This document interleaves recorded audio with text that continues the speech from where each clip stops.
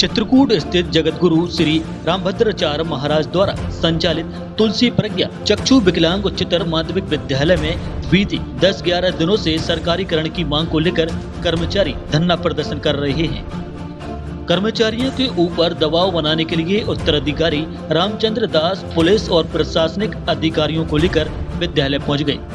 बावजूद इसके धरना प्रदर्शन कर रहे कर्मचारी अपनी मांगों से टस से मस होने तैयार नहीं हैं।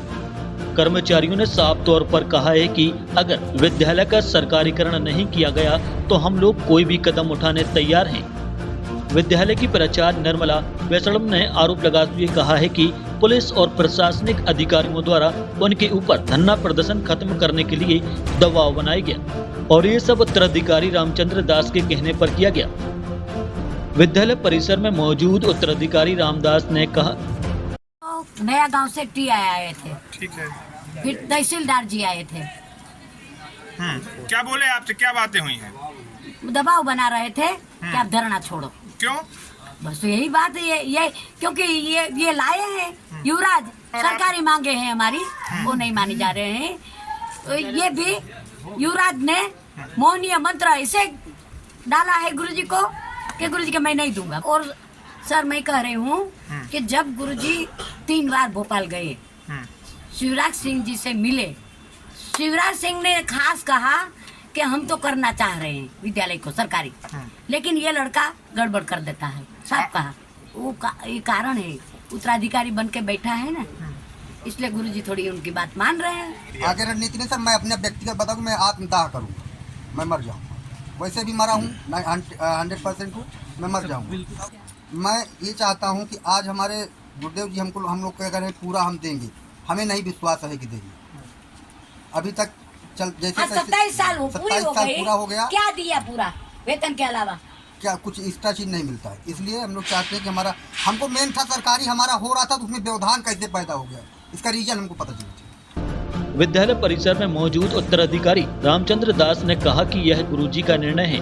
बीते 15 अगस्त को भी जगत गुरु द्वारा विद्यालय में संबोधित करते हुए विद्यालय के सरकारीकरण की बात कही गई थी, लेकिन वो विद्यालय सरकार को नहीं देना चाहते हैं।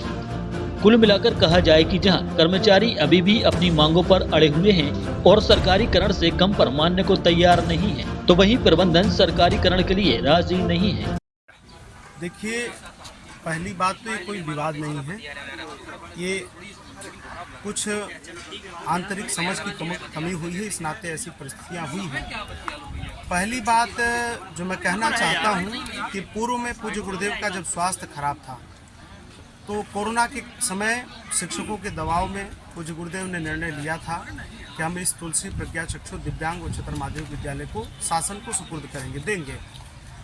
लेकिन फिर एकाएक 15 अगस्त को पूज्य गुरुदेव के मन में जो भी भाव आया हो, ये गुरुजी के स्वभाव से पूरा जगत परिचित है कि वो ऐसे व्यक्ति हैं जो किसी के दबाव में नहीं आते। देश का प्रधानमंत्री भी अगर है तो उनसे भी स्पष्ट कहने के लिए वो प्रसिद्ध हैं। अपने स्वभाव के अनुरूप उनके मन में जो भी आया, उन्होंने यहाँ ध्वजारोहण किया और बड़ी भावुकता के साथ ध्वजारोहण किया। यदि उस दिन किसी के पास वीडियो हो, कोई पत्रकार साथी रहे हो, तो ये वो समझ सकते हैं। उन्होंने ये भी कहा कि ये मेरा ही विद्यालय है, लेकिन परिस्थिति ऐसी है कि इस बार मैं ध्वजारोहण कर रहा हूँ, लेकिन अगली बार मैं ध्वजारोहण नहीं करूँगा। और उसके बाद जब गुरुदेव गाड़ी में बैठे तो एकाएक उनके मन में जो प्रेरणा आई हो, उन्होंने कहा कि अब मैं इस विश्वविद्यालय को शासन को नहीं दूंगा, क्योंकि मैंने अपनी तपस्या से, अपने परिश्रम से, अपने संघर्ष से जो धन समाज के द्वारा अर्जित किया है, उसी के द्वारा इस विद्यालय का मैंने संचालन किया है। यह कहते हुए उन्होंने अपने प्रस्ताव को वापस कर लिया। पहली बात तो ये कि संस्था के सर्वोच्च अधिकारी पूज्य गुरुदेव हैं, वो किसी भी निर्णय को लेने में सक्षम हैं। और रही बात मेरी, तो मेरे विषय में ये आरोप निराधार हैं, क्योंकि यही शिक्षक हैं जो आज से 1 साल पहले मेरे लिए ही तथाकथित उपाध्यक्ष लिख रहे थे। तो तब तो तथाकथित था, और आज की डेट में क्या कहते हैं, मैं कार्यदायी हो गया। ये बिल्कुल निराधार आरोप है।